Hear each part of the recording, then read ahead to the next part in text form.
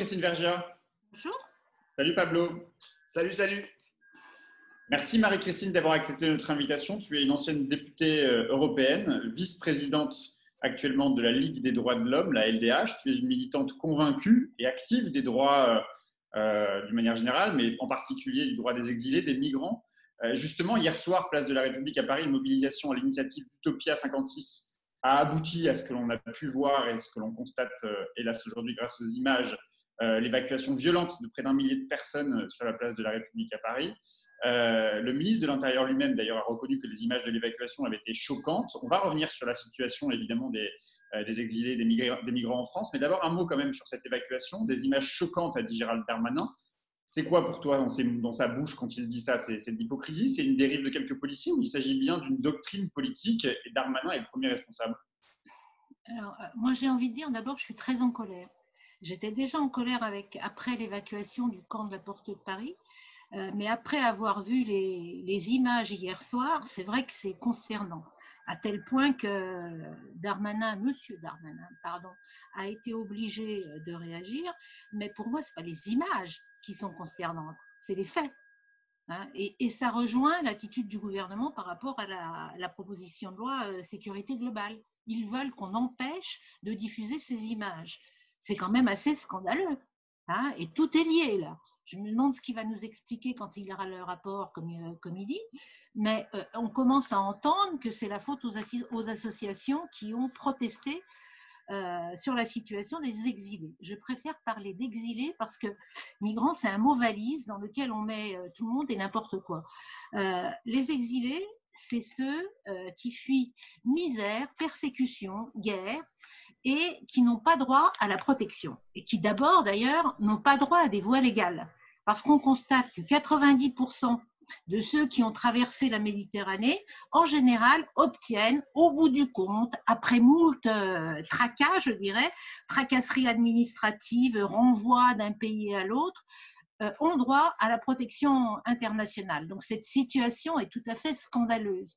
On profite du fait que il y a un certain nombre de gens dont on prétend d'ailleurs qu'ils n'ont droit à aucune protection, notamment en fonction du taux de reconnaissance du droit d'asile, ce qui est scandaleux parce que la Convention de Genève, le respect du droit d'asile, c'est respecter, analyser les situations individuelles. On peut être dans un pays qui n'est pas démocratique, c'est compliqué, mais ils sont rarement totalement démocratiques, mais dans lequel il y a une situation qui n'est pas une situation de dictature, je dirais, dans lequel il n'y a pas de violence policière, par exemple, mais où il y a des situations individuelles qui sont insupportables. Je pense notamment aux femmes ou aux homosexuels, qui sont quasiment qui subissent des violences quasiment dans tous les pays d'Afrique subsaharienne, voire même du Maghreb. Donc, la situation d'hier est totalement insupportable et ça ne sert à rien de renvoyer sur le dos des associations. Alors, les associations n'auraient pas été obligées de se mobiliser si l'évacuation de la Porte de Paris ne s'est pas faite dans ces conditions. On est en période de Covid et à la Porte de Paris, il y a plus de 1000 migrants, ce qu'on a retrouvé hier, qui n'ont pas eu droit à une protection, une mise à l'abri, comme on dit. C'est tout à fait inadmissible. Justement, Marie-Christine, qu'est-ce qui dysfonctionne principalement? Est-ce que c'est parce qu'on n'arrive pas à leur trouver de logement d'urgence, on n'a pas de logement d'urgence à leur proposer? Est-ce que c'est parce que le traitement des dossiers de demande d'asile est beaucoup trop lent? Est-ce que c'est l'interdiction qui leur est faite? Enfin, où est-ce que ça bloque en fait dans ce système de l'accueil des exilés, comme tu dis, en France? Je pense qu'il y a plusieurs choses qui bloquent. Il y a des années, pour ne pas dire des dizaines d'années, qu'il n'y a pas suffisamment de places d'hébergement et même de CADA pour les demandeurs d'asile. Les CADA, c'est les centres qui doivent accueillir les demandeurs d'asile parce qu'un demandeur d'asile, normalement, a droit à hébergement. Alors, on se cache derrière le fait que c'est soi-disant pas des réfugiés. Or, dans les personnes qui n'ont pas d'abri, il y a y compris des personnes qui ont le statut de réfugiés et qui n'arrivent pas à trouver d'hébergement parce qu'il y a insuffisance des places. Et il y a un petit jeu entre le terme est inapproprié, mais un renvoi de balle, je dirais, entre la mairie de Paris et l'État sur ces questions-là. C'est vrai que les majeurs relèvent de l'État et les mineurs du conseil départemental, à Paris, la ville de Paris et le conseil départemental, c'est la même chose, doivent s'occuper des mineurs. On sait que dedans, il y a des mineurs. Il y a des mineurs auxquels on passe notre temps, enfin pas nous, mais ceux qui ont la possibilité de le faire, passent leur temps à leur dénier la situation de mineur. On dit déminoriser, ce qui est tout à fait scandaleux. Parce que si on écoute là la Convention internationale des droits de l'enfant, un mineur, quelqu'un qui se dit mineur, même s'il y a un doute, doit bénéficier de la protection internationale qui est due à tous les mineurs. Or, on fait exactement le contraire en France. Alors, ça devient à la mode, si je peux utiliser cette expression, de ne plus respecter les décisions, notamment de la Cour européenne des droits de l'homme. La France a été condamnée à plusieurs reprises sur ces situations de mineurs. Et le ministre en charge de ces questions dit « Non, il n'y a pas de problème avec les mineurs, il n'y a pas de problème avec les mineurs français. » Mais pour les mineurs étrangers, notamment les mineurs isolés, on a des situations qui ne sont pas conformes au droit international parce que tout mineur, quel que soit son âge, quel que soit son statut, a droit à la protection de l'État dans lequel il est. Qu'est-ce qu'on sait, Marie-Christine, de la situation, de la réalité des migrations d'une manière générale? On sait qu'on migre surtout du sud vers le sud, mais la polémique, on sait, va continuer d'enfler en France. On va nous parler de submersion, de pression migratoire. Qu'est-ce qu'on sait exactement de ces migrations vers la France? Alors, ça dépend de ce qu'on appelle les migrations. C'est pour ça que je rejetais le terme de migrants. Il y a des tas de gens qui ont droit de quitter leur pays, de venir s'installer en Europe, en France en particulier, mais on n'en parle jamais de cela. C'est ce qu'on appelle les migrations régulières. Et par exemple, l'année dernière, l'Union européenne, dans son ensemble, a donné plus de 3 millions de titres de séjour de longue durée, supérieurs à 3 mois. Sur ces 3 millions, il y en a une grande partie qui auront des titres de séjour, donc qui deviendront des migrants avec des titres de séjour. Ceux-là, on n'en parle pas. On parle essentiellement de ceux que l'on dit irréguliers et que moi, je préfère, comme les états généraux des migrations en général, appeler des exilés. Parce que migrants, ça devient le mot, c'est pas bon, quoi. Il y a les réfugiés et les migrants. Or, dans les exilés, on sait qu'il y a des tas de gens qui ont droit à la protection. Sur ce qui concerne la migration dite irrégulière, il y a eu le pic de 2015 qui était essentiellement dû à la guerre en Syrie. C'est notamment les Syriens dont le nombre a diminué. Et aujourd'hui, donc, il y avait 1 million de personnes qui avaient notamment traversé la Méditerranée, 850 000 qui étaient arrivés en Grèce. Le chiffre aujourd'hui est à peu près de 150 000. 50 000 par les voies terrestres, 100 000 par les voies maritimes. Donc, ça représente 100 000 personnes, ça représente une personne pour 4 500 habitants dans l'Union européenne. Est-ce qu'on ne pourrait pas faire l'effort de donner la protection à ces personnes? Quelle est la réponse de l'Union européenne? C'est ce qu'on voit dans le pacte européen sur les migrations. On veut de plus en plus accélérer les procédures, trier les gens, comme si c'était des marchandises d'ailleurs, les trier à la frontière pour ne faire rentrer que ceux qui auraient droit à l'asile en utilisant des procédures, notamment dont je parlais tout à l'heure. C'est si on a moins de 20% en moyenne dans l'Union européenne d'accords de droit à la protection internationale pour telle ou telle nationalité, procédure accélérée, ça veut dire qu'en réalité, il n'y aura pas d'examen. Et renvoi systématique, refoulement à la frontière, qui là aussi est interdit. Alors justement, la droite, les macronistes et parfois même une partie de la gauche s'inquiètent du fait qu'on ne recourt que trop peu à ces dites expulsions. Tu confirmes qu'en ce moment, elles ont toujours lieu? Il y a toujours des expulsions. Alors c'est vrai, c'est ça qui les inquiète. C'est vrai qu'il n'y a pas systématiquement des expulsions. C'est d'ailleurs ce que cherche à régler le pacte européen. Mais quelle est la situation des gens qui ne sont pas expulsés? Ils ont quasiment systématiquement des obligations de quitter le territoire. Ils sont très souvent dublinés, comme on dit, c'est-à-dire qu'ils sont l'objet d'une procédure qui devrait leur permettre de partir dans un autre pays. La France pratique très facilement le dublinage, y compris quand il est refusé par les pays concernés. C'est une façon de mettre hors statut un certain nombre de gens. Et que font ces gens? Donc, on délivre une OQTF, pardon. À ce moment-là, la procédure de dublinage, qui est de 6 mois, c'est-à-dire 6 mois pendant lequel l'État français décide qu'il n'a pas à utiliser la possibilité de donner l'asile à ces personnes, est prolongée jusqu'à 18 mois. Ça, le nouveau pacte européen veut le repousser à 3 ans. Et dans cette période-là, que font les exilés? Ils sont en situation d'invisibilité, c'est-à-dire qu'il faut qu'ils se cachent. Qu'on ne puisse pas les trouver, et donc, y compris qu'ils ont peur, c'est aussi ce qui provoque la constitution de ces camps. Alors, en plus justement de la situation des exilés, du fait qu'ils n'ont ni toit ni de capacité à se nourrir, alors, en plus maintenant on condamne même les associations qui accompagnent et qui aident les exilés à pouvoir obtenir de la nourriture. En plus de tout ça, il y a la crise sanitaire. Quelles devraient être les réponses des États européens face à cette crise sanitaire? On sait que certains pays comme le Portugal ou même l'Espagne, je crois, ont accordé au moins pendant un temps des droits pour ces personnes-là à vivre dans les pays. Est-ce qu'il faudrait régulariser au moins pour un temps, si ce n'est pour une durée pérenne, toutes ces personnes? Alors, il y a eu… Pardon? Précisément en cette période de Covid, on sait qu'il y a des clusters dans les centres de rétention, dans les camps de migrants. Alors, c'est l'Italie, l'Espagne et le Portugal qui ont accordé des droits provisoires.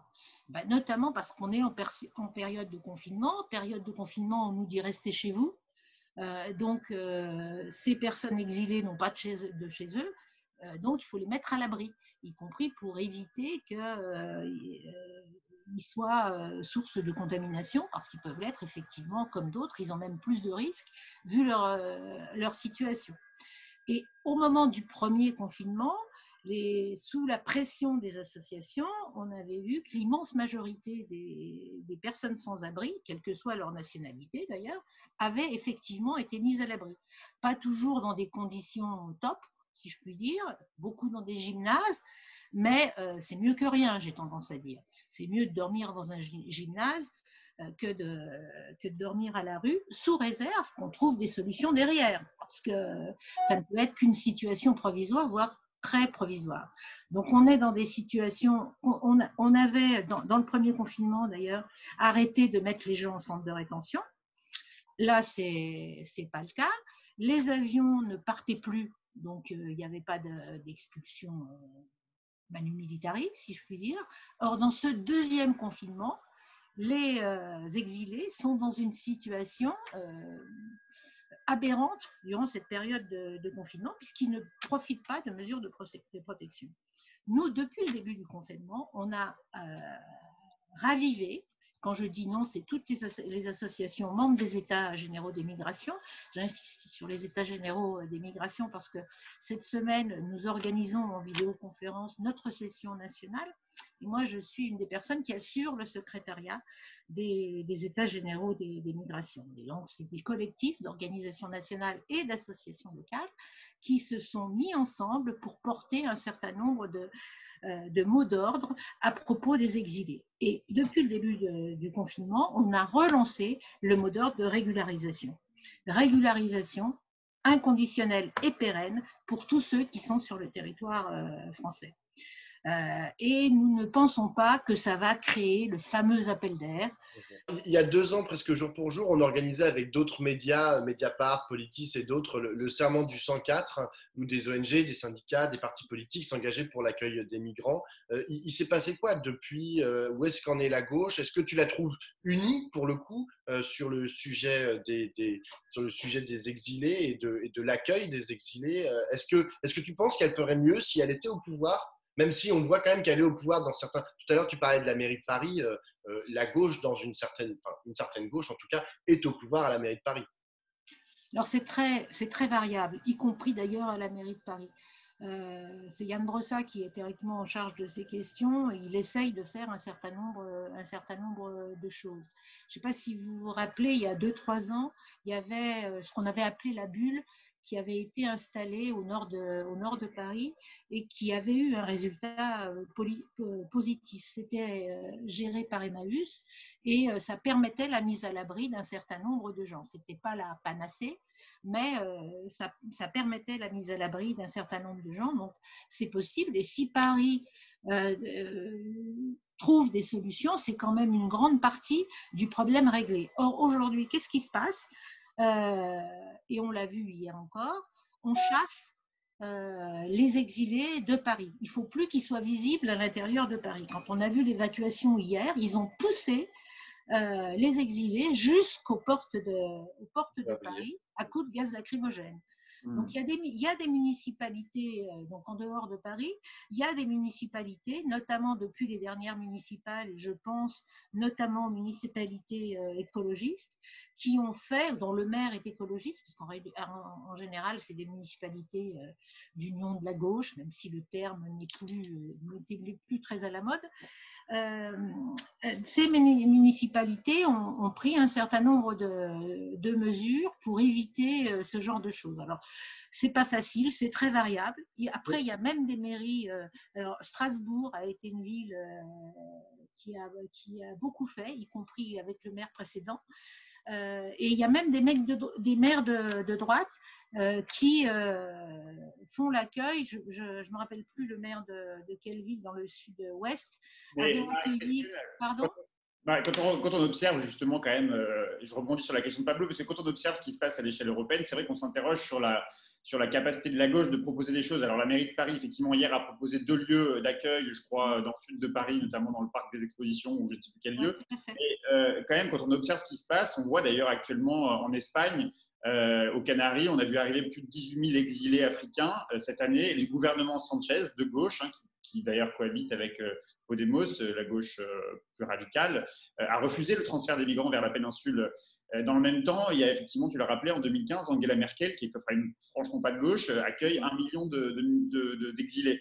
La gauche, est-ce qu'elle est vraiment au rendez-vous de ce qui se joue en ce moment ? Non, elle n'est pas du tout au rendez-vous.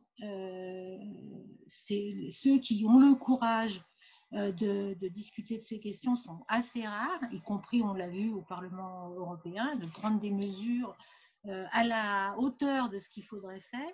C'est essentiellement la gauche européenne et les Verts européens. Les socialistes admettent un certain nombre de choses, mais pas à la hauteur.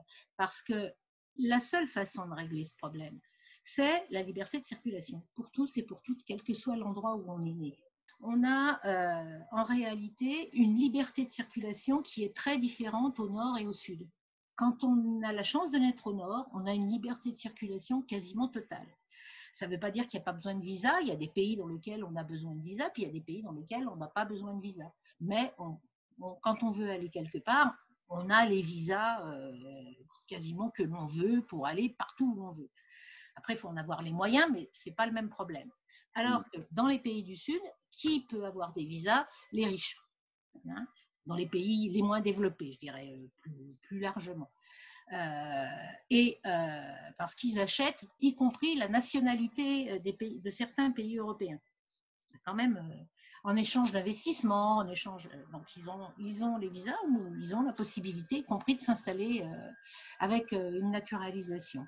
Et tu disais tout à l'heure, Pierre, que les migrations du Sud étaient supérieures à celles du Nord. Du sud vers le sud et du sud vers le nord. Voilà.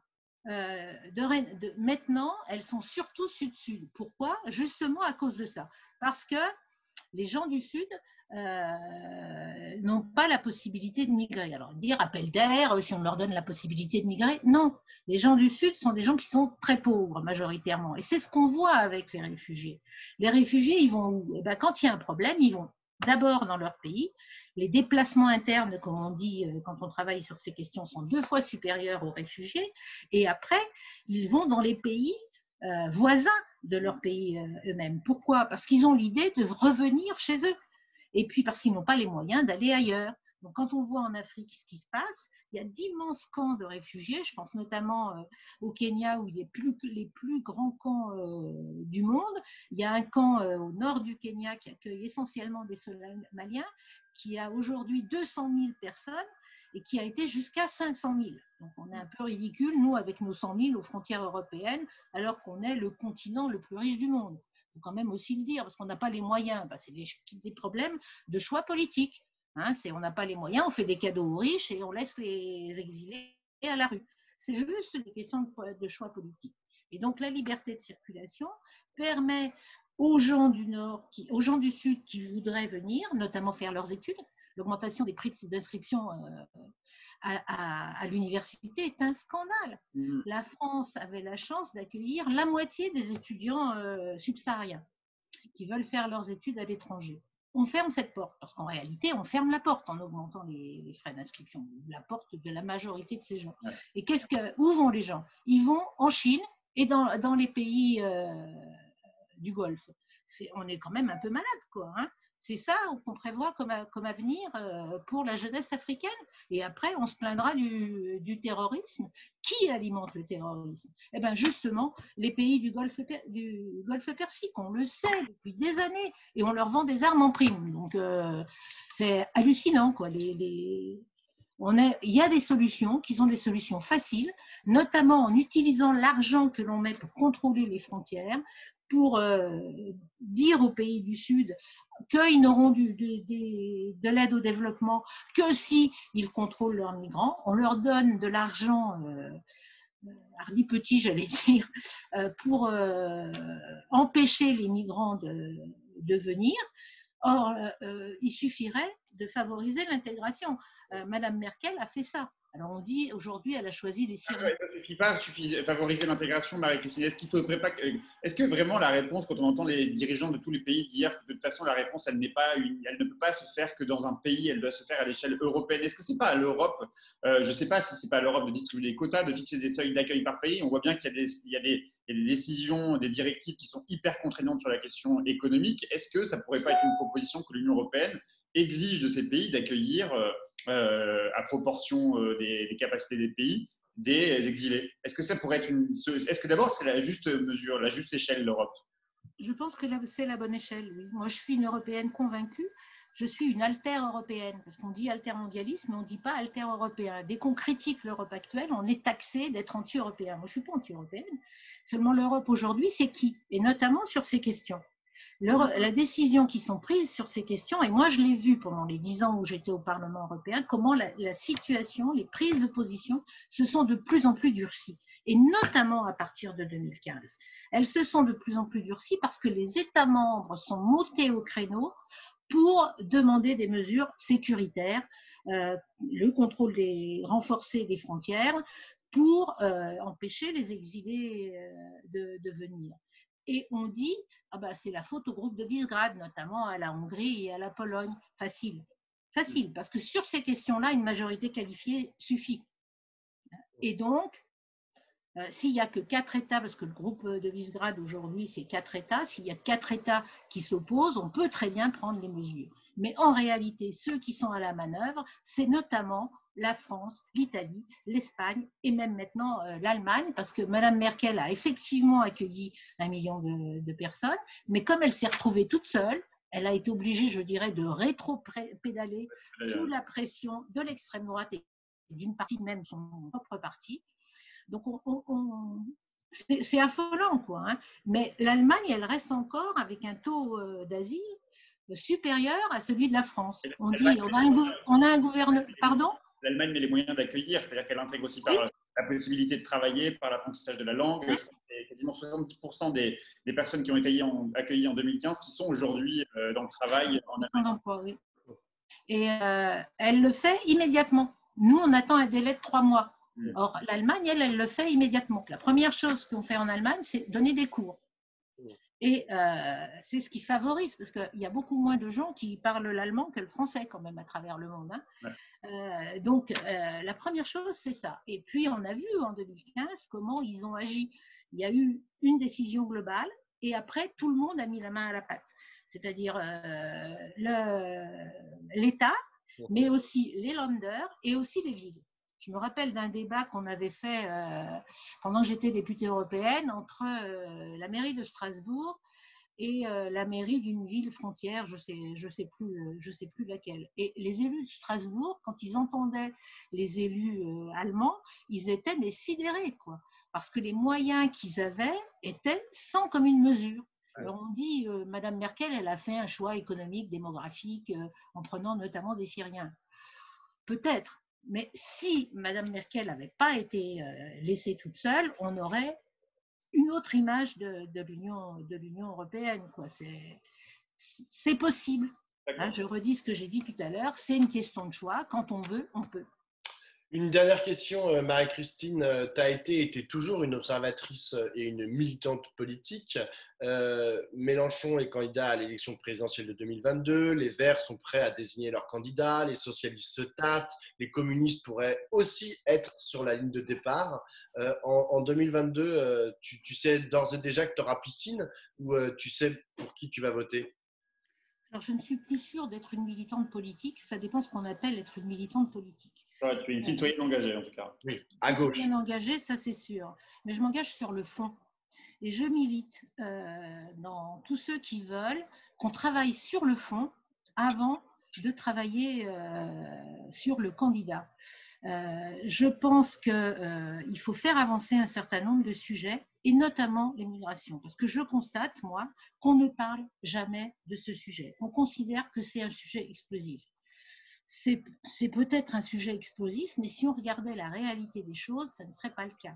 Donc aujourd'hui, je milite pour qu'on prenne en compte cette question, parce que pour moi, c'est une question fondamentale par rapport à la vision qu'on a de l'avenir. Et donc, je ne choisirai pas de candidats. Je ne sais pas encore si j'irai à la piscine, mais s'ils sont tous divisés et tout un chacun envoie son candidat, c'est même pas la peine d'aller voter, parce que de toute façon, on ne sera pas au deuxième tour. Donc voilà, donc je continue de militer pour un candidat d'union la plus large possible. Merci beaucoup, Marie-Christine. Merci à vous.